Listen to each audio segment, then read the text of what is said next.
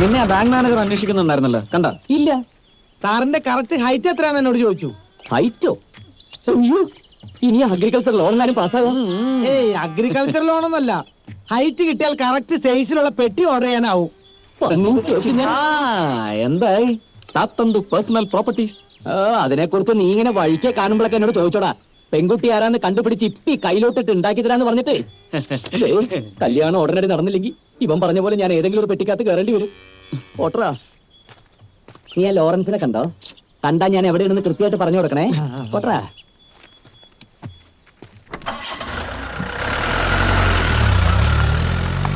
സാറേ, ഈ ലോറൻസിന്റെ കാര്യം പറഞ്ഞപ്പോഴേ എനിക്ക് മറ്റൊരു കാര്യം ഓർമ്മ വന്നു. നമ്മുടെ രവി സാറിനെ പ്രേമിക്കുന്ന പെങ്കൊച്ചയെന്ന് കണ്ടുപിടിച്ചേ പറ്റൂ. അത് നമ്മുടെ പാർട്ടിയല്ല എന്നുള്ള ഉറപ്പെങ്കിലും നമുക്ക് കിട്ടണ്ടേ? ശരിയാടാ, കണ്ടുപിടിക്കണം.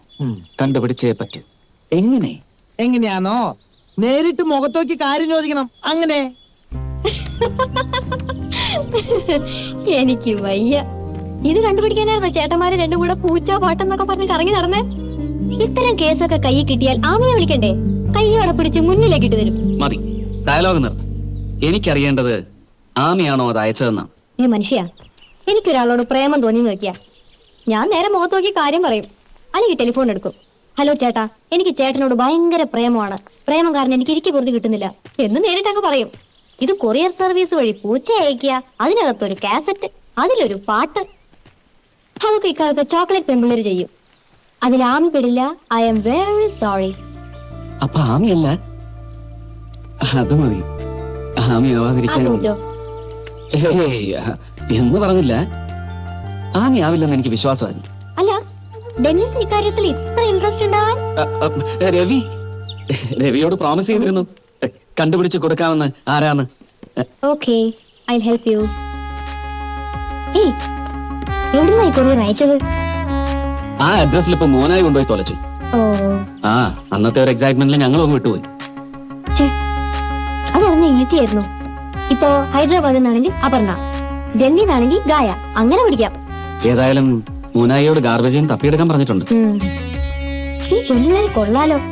അതിൽ ആരായാലും എനിക്ക് ഒരു സൂചനയും കിട്ടിയിട്ടില്ല. ആരായിരിക്കും ഒരു പിടി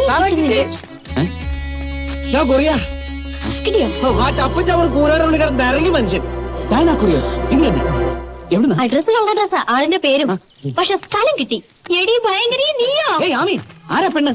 വേഗം വരെ കാത്തില്ല ചായ, ഇനി ഒന്ന് 6 വരെ കാക്ക്. ഈ പെണ്ണിന്റെ ഒരു കാര്യം. നീ വായിച്ചോടാ അഡ്രസ്? പിന്നെ എവിടുന്നാ? ജലന്ധർ. ജലന്ധർ? നീ വായിച്ചാണോ? എന്താ ജലന്ധറിന്റെ spelling? Q Q U R S A ദർ A R. Jalandhar. Spelling correct പറഞ്ഞാലും തള്ളോ.